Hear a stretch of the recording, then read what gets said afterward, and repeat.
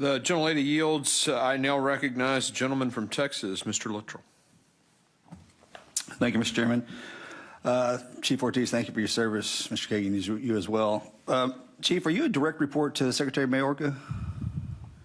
There is a commissioner and a deputy commissioner in between the secretary and myself. Do you communicate with them often?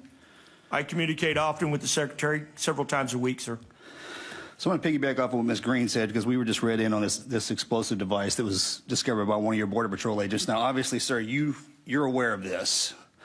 How is it that you are not?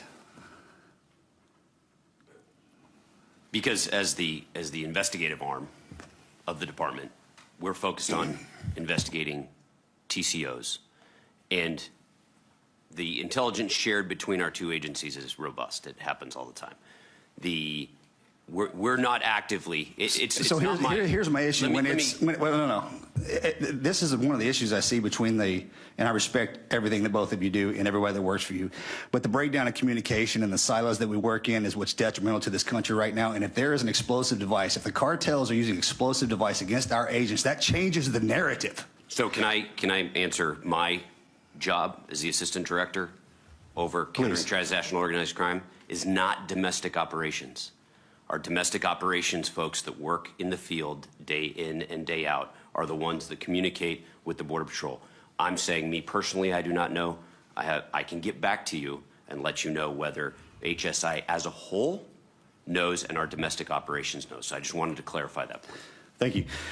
So I would assume that the two individuals that you report to, sir, have reported to Secretary Mayorkas about this explosive device, which tells me that Mayorkas has reported this to the president, and nothing has been said or done to the American public, and Congress had no idea this was going on.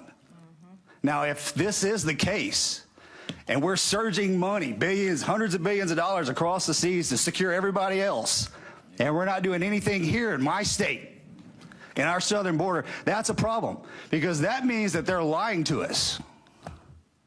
Response? I will tell you that if there's a significant event along the southwest border, whether it's a significant seizure or an arrest, I'm not talking about drugs anymore. I'm talking about explosives. Any significant event, whether it be a terrorist, whether it be a significant narcotics load, criminal alien, high-value target, we will coordinate with our investigative partners, and they vary in numbers, whether it's FBI, whether it's the DEA, or our HSI partners. We all belong to Joint Terrorism Task Force. If it's associated with terrorism, every single one of us has an agent or a task force member, and so that information is shared amongst that group. It hasn't been shared with us, okay? And so here's my problem. If you share something of this nature with us, we can help, okay? Another question, Chief.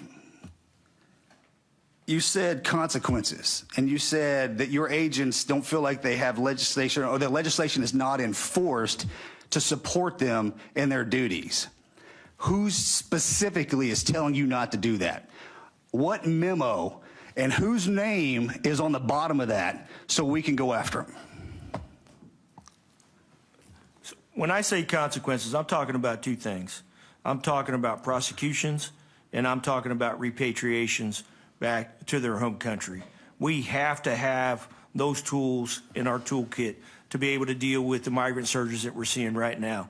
With respect to legislative changes or policy changes, that's out of my wheelhouse, Congressman. That is your responsibility. That's the administration's responsibility. My responsibility is to enforce the laws on the books and do everything I can to make sure our men and women have the tools that they need out there to do the job. Okay, so tell me right now which ones you need that are in place that they're not being enforced so we can do something about that.